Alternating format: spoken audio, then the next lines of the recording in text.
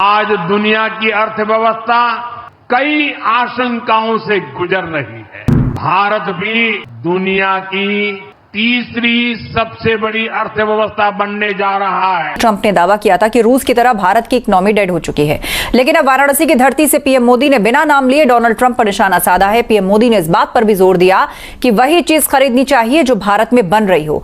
अब हम कुछ भी खरीदे तो एक ही तराजू होना चाहिए। हम उन चीजों को खरीदेंगे जिसे बनाने में किसी न किसी भारतीय का पसीना बहा है। इंडिया विल नॉट बाउ डाउन।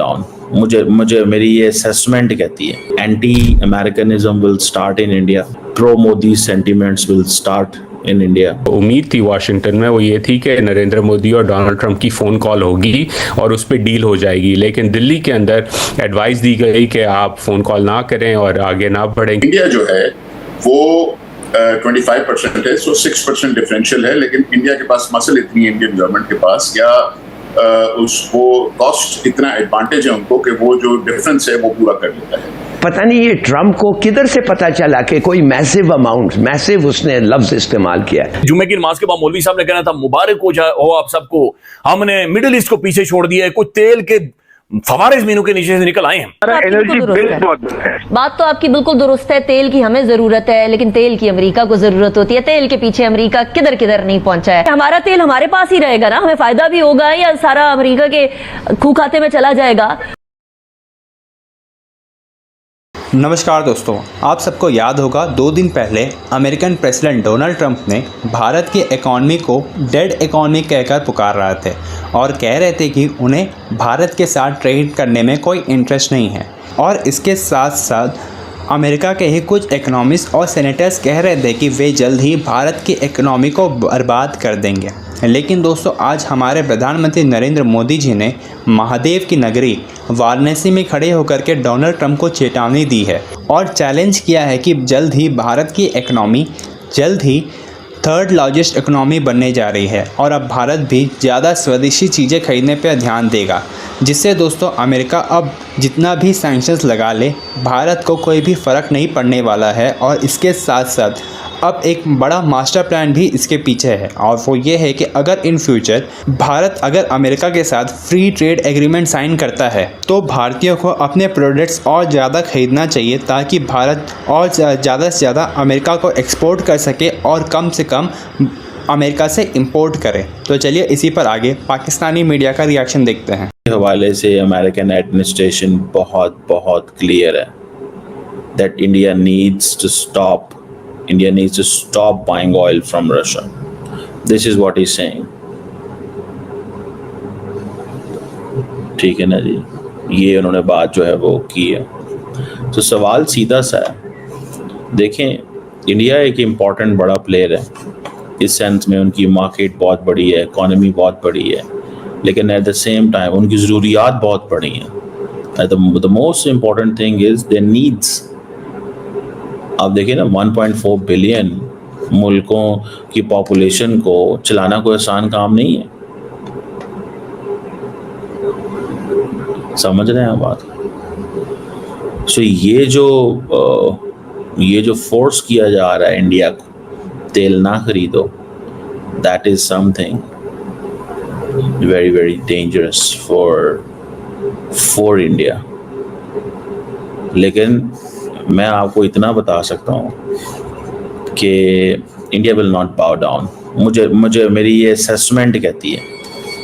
उसकी वजह ये है ना कि that is very suitable for Narendra Modi. ये मोदी साहब के लिए बहुत सूटेबल है।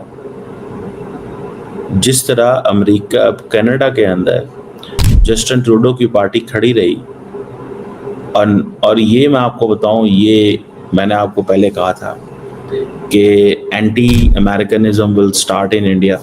ये मेरी बात को लिख लें अभी से, मैं आपको पहले कह रहा हूँ, anti Americanism will start in India. ये बात मैंने आज नहीं, बहुत पहले कही थी आपको। 2nd नंबर पे, pro Modi sentiments will start in India. People will forget operation Sindoor और उसका जो कुछ हुआ था। 4थे नंबर पे, Narendra Modi and Jayashankar will start saying कि भाई साहब हम अपनी आज़ाद खर्चा पॉलिसी को इग्नोर नहीं कर सकते। हम अपनी आज़ाद खर्चा पॉलिसी को इग्नोर नहीं कर सकते। इंडिया झुकेगा नहीं, इंडिया बिकेगा नहीं, इंडिया जो है वो चुप नहीं कर सकता। समझ रहे हैं बात? इंडिया चुप नहीं कर सकता। दैट्स व्हाट इज इम्पोर्टेंट, जो मुझे नजर आता है। ठीक है, इंडिया के लिए वो सीधी सी वो बात है, ठीक है, कि जी अब जो मर्जी कर लो आप लोग, ठीक है, हमने नहीं झुकना, हमने नहीं बिकना, हमने नहीं रखना। जो 30 साल की कन्वर्जेंस है भारत और अमेरिका के ताल्लुकात में, वो फोर्स करेगी डोनाल्ड ट्रंप को कंसेशंस ऑफर करने के लिए, और हमें कुछ ज़्यादा करने की ज़रूरत नहीं है। और यहाँ ही मिसमैनेजमेंट हुई दिल्ली की तरफ से, और एंड में जाके सदर ट्रंप ने कहा कि हम डील नहीं करेंगे। हत्ता कि पिछले हफ्ते के शुरू तक, पीर मंगल के दिन तक, जो उम्मीद थी वाशिंगटन में वो ये थी कि नरेंद्र मोदी और डोनाल्ड ट्रंप की फ़ोन कॉल होगी और उस पर डील हो जाएगी। लेकिन दिल्ली के अंदर एडवाइस दी गई कि आप फ़ोन कॉल ना करें और आगे ना बढ़ें, क्योंकि ट्रंप आपसे बहुत ज़्यादा मांग लेंगे और फिर आप मना नहीं कर सकेंगे उस डील कॉन्वर्जेशन के अंदर। और वहाँ से जो है कोलैप्स हो गई पूरी की पूरी डील। इसका मतलब ये नहीं कि डील आने वाले हफ्तों में नहीं होगी, लेकिन धचका ज़रूर पड़ा है।